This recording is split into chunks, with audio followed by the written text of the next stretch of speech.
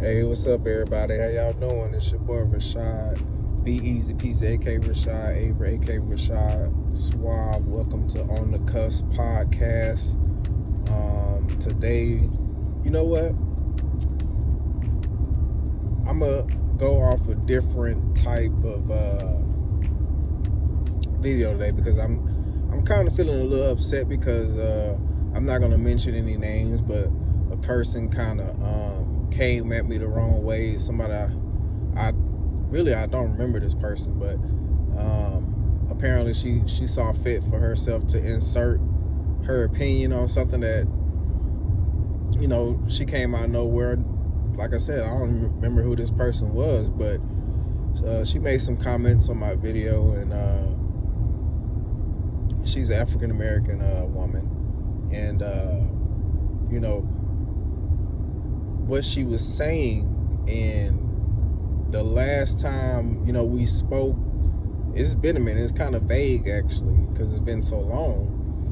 But she felt the need to attack me for whatever reason. She felt the need to comment on my video for whatever reason, and I understand. You know, can't. You know, I don't have a problem with somebody disagreeing with me, but you know, she kind of tried to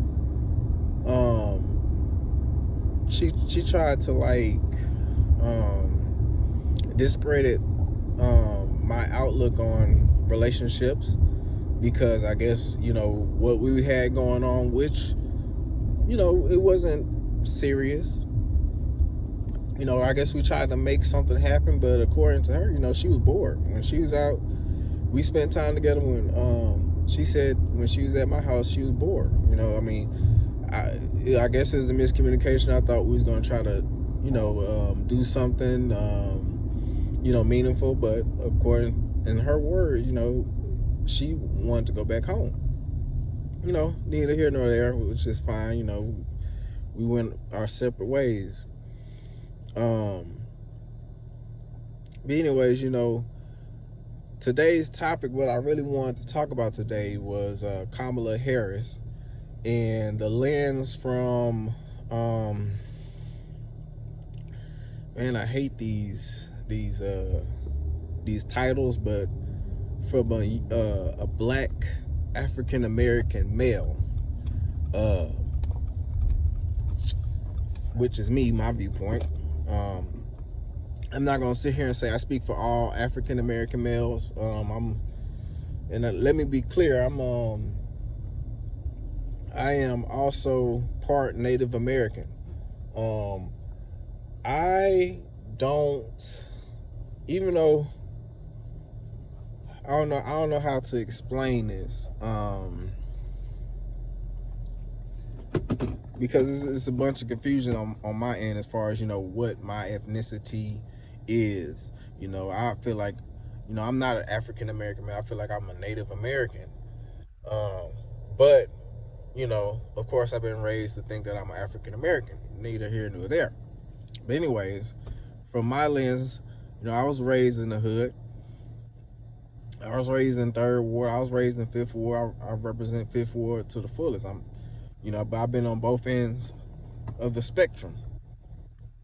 But getting back to Kamala, you know, from a you know, a black male, you know, coming from the hood, and, you know, being part of my age demographic, being part of the George Bush, you know, we was part of that early on. You know, then, you know, that was the end of the spectrum, and then we went to after Bush. Who was after Bush? I think Barack, if I'm not mistaken. I can't remember, but I was in of course, I was around when Barack was when Barack was president or whatever. I think the first go around, who was he going against? The first go around, I can't remember who's going against the first go around. But anyways, over the years, the different presidents who have came or come into office, they've all said the same thing. You know, I was raised on campaign. I was part of grassroots, and I pay attention. You know, when you're younger, you don't too much pay attention to the politics as much, as you get older, you start to get slowly but surely, you start to get into the ebb and flow of things. But anyways, as I noticed, I started to pay attention. Every president said the same thing. When they got into office, it was the complete opposite. It was the complete opposite. I might not know every president's policies and stuff like that, but I know the eye test. If you pass the eye test, you can feel like the environment, the atmosphere, when something is going wrong. That's just how I feel, because I'm a spiritual being. But anywho, this Biden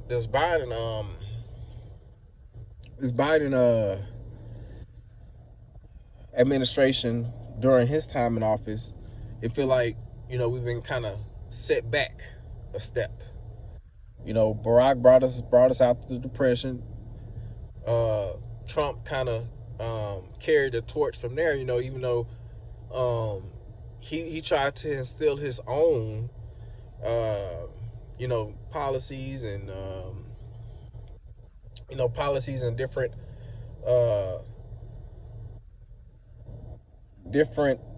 things that related to what he wanted, i.e. the border, stuff like that.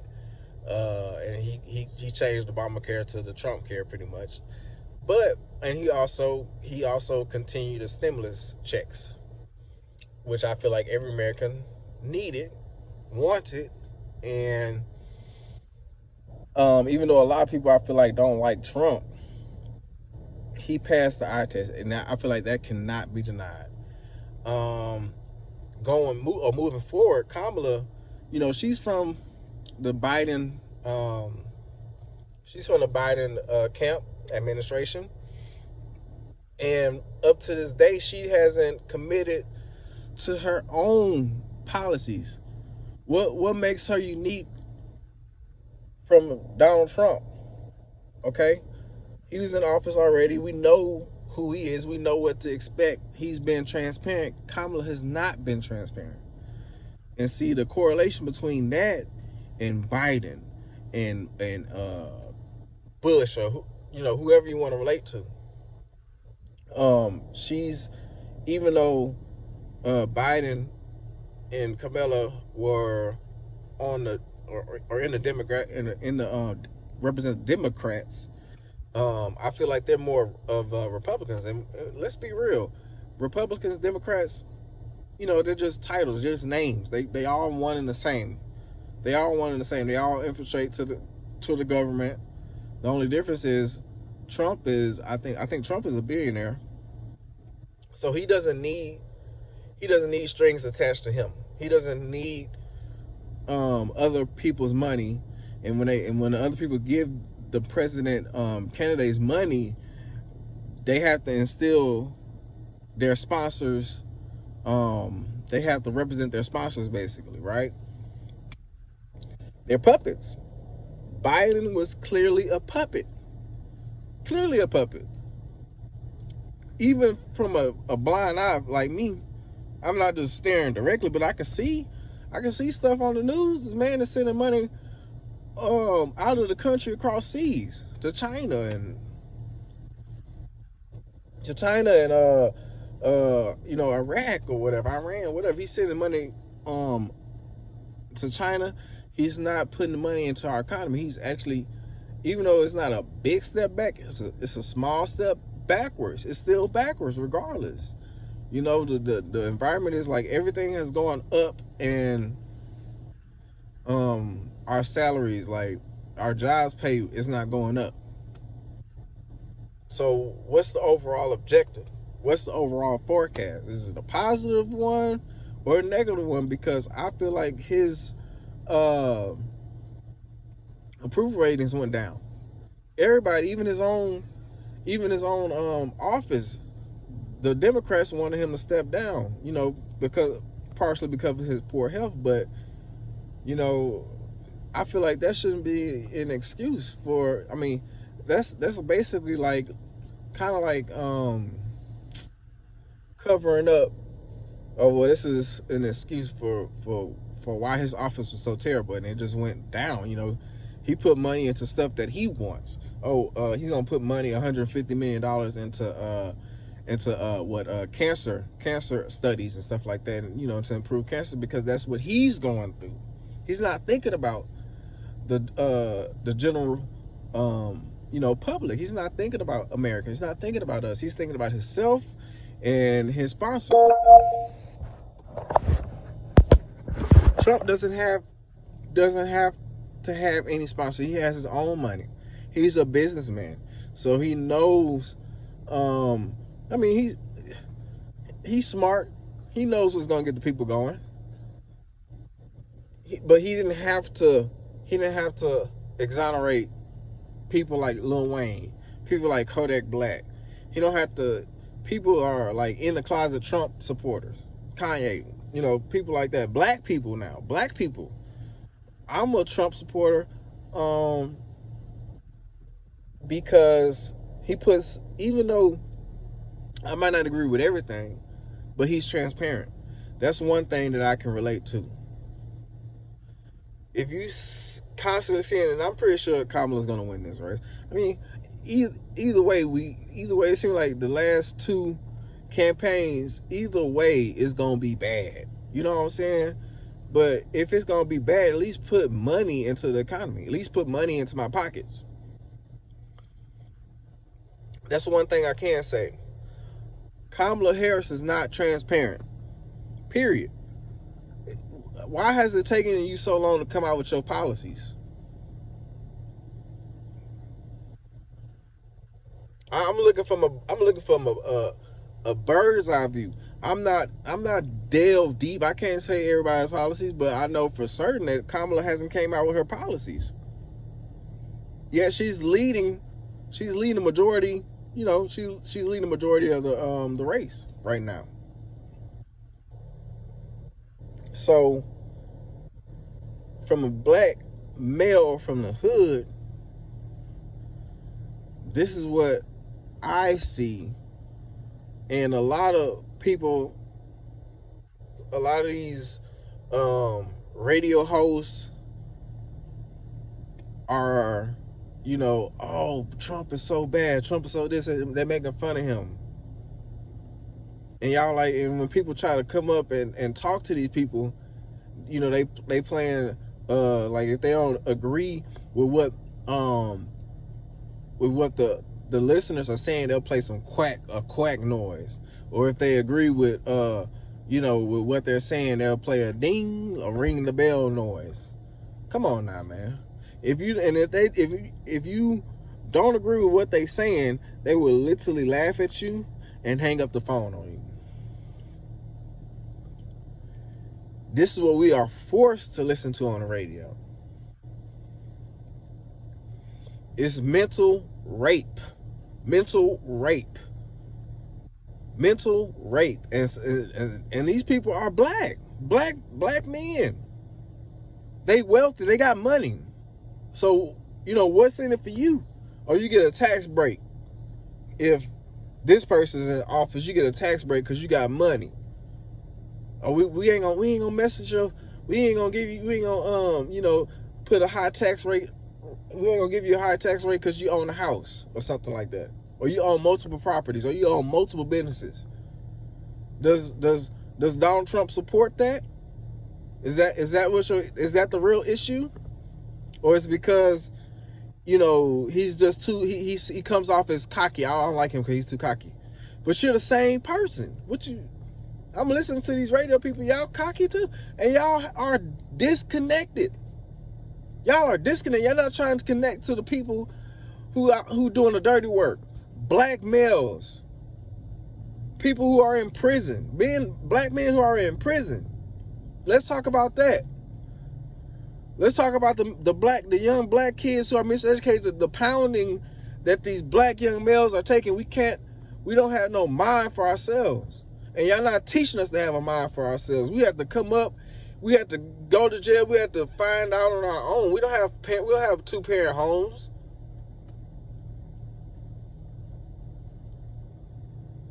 You have people like me who are trying to be a good father. who trying to just be a good person, period, who trying to seek God, and I get penalized. Let's talk about it. What about these child support different issues? You know what? Let's talk about that. Back in the day, if you didn't pay child support, you going to jail. Oh, abortion. Let's talk about that.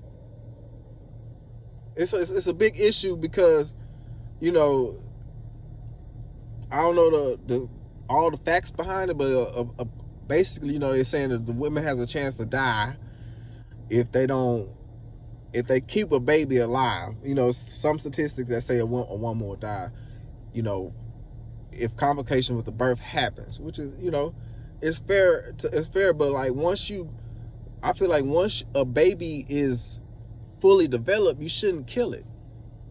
That's like committing death. But let me talk about this too. Let's talk about rape, society, the lies America is built on. And they're gonna probably look at me like I'm crazy. The African American society is being raped. We are being raped. This country is built on rape, lies, manipulation. But I'm gonna focus on rape. We listen to what they want us to listen to on the radio. Do we really have control of what they playing? I'm literally listening to the same song. After one song is back to back to back to back to back. These elite people, they control the narrative. What history do our black people learning in school? Who do we learn about? And it's been going on for years. And nobody has stepped up to say anything about it. Do you think that black kids would pay more attention if we seen people of our same skin tone doing some positive things in society? Black doctors, black lawyers, successful ones, black people who own businesses. That's far and few in between. Is that some of our fault? Yes. But give us an opportunity.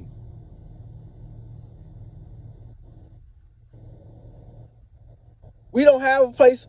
If we play sports, if we're doing for these elite people, then we have some type of place in society. We have to work to get to where we want to get to, right? Some of these white folk, they are given these positions. We have to work our ass off to get to certain positions. White people, they don't have to work as hard. That's obvious. That's obvious. Why can't everybody see that? Why can't everybody say that? People scared to say that. I ain't gonna lie. White people I feel like they are a little bit more legit than black people. They're willing to give you an opportunity.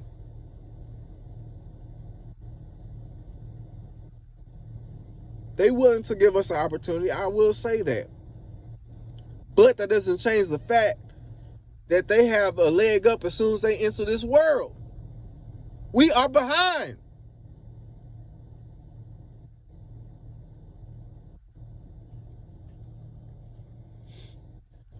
We come in with bad credit.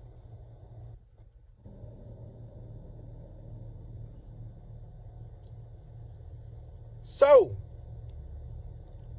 we need to administer some type of change.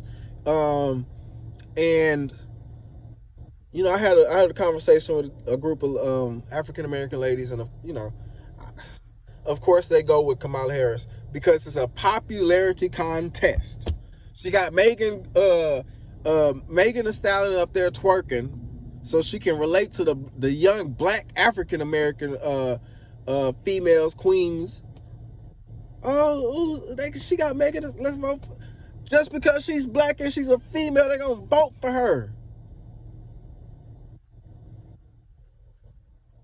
We have not heard from Kamala Harris during the Biden administration. What has she done?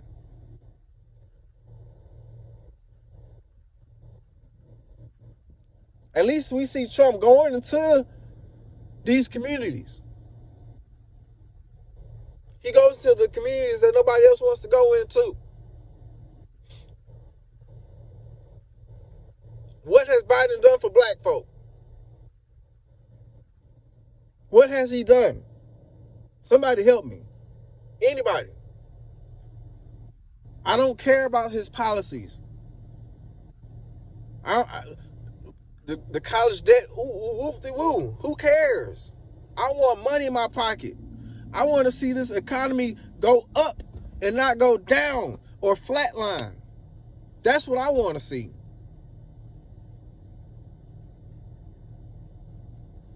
Yeah, we can talk about Project 25. Bring up Project 25. Trump trying to administer Project 25. Can this society go any lower?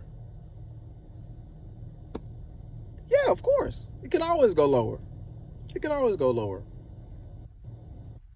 You know, when we look at sports and we look at teams and stuff like that, and they say, dang, you know, if a team didn't win any games last year, you know, the ceiling on the floor, the expectations are low. The expectations are low. We don't give Donald Trump any expectations. We give Kamala Harris expectations. She comes in, so what does she come in? She bombs. Then what? Oh, we should have voted. Man, Kamala for the main, you know, for the people who wealthy. Oh man, she's doing a terrific job. What about the poor?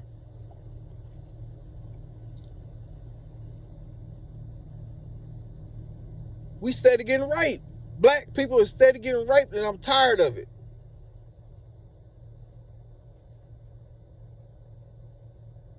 And I'm crazy because I agree with what, you know, I'm voting for Trump. I'm crazy because I'm agreeing with Trump.